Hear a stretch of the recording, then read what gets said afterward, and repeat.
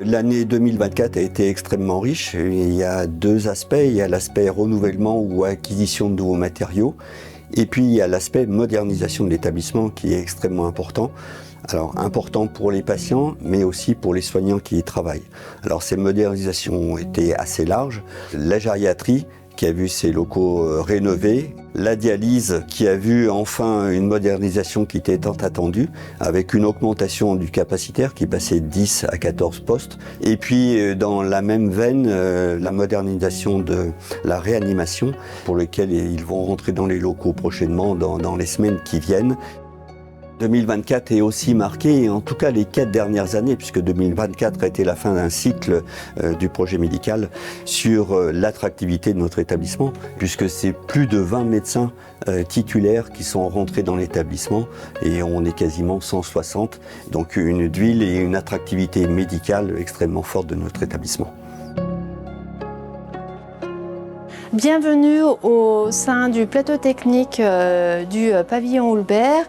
Depuis la rentrée 2024, le centre hospitalier a pu se doter d'un exosquelette, donc un appareil qui permet la rééducation robotisée des membres inférieurs, qui facilite la prise en charge des patients et bien sûr le quotidien des thérapeutes.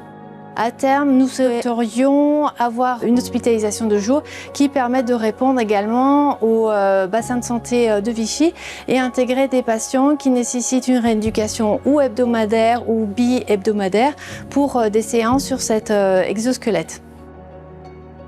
Ici, on est dans les locaux de la maternité. Qui est annexé à notre bloc opératoire, qui est un bloc central et polyvalent où nous assurons la chirurgie dans différentes spécialités. Alors actuellement, nous avons un projet de développement de la chirurgie robotique sur le centre hospitalier.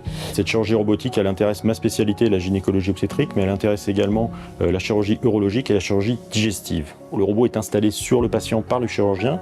Ça va lui permettre d'avoir des gestes encore plus fins. Donc on est plus précis, on va arriver à être moins traumatisant que notre chirurgie célioscopique. Et ça nous permet d'avoir un gain en termes de chirurgie complexe. Ça nous permet d'avoir un gain sur la réduction de la douleur, sur la réduction également des temps d'hospitalisation pour nos patients.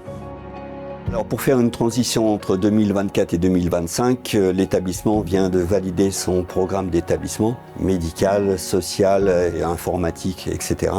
Donc ça va faire une transition forte puisque l'objectif à terme est de construire et de renouveler la partie hospitalisation et soins techniques au sein d'un nouveau bâtiment au niveau de 2030, on l'espère.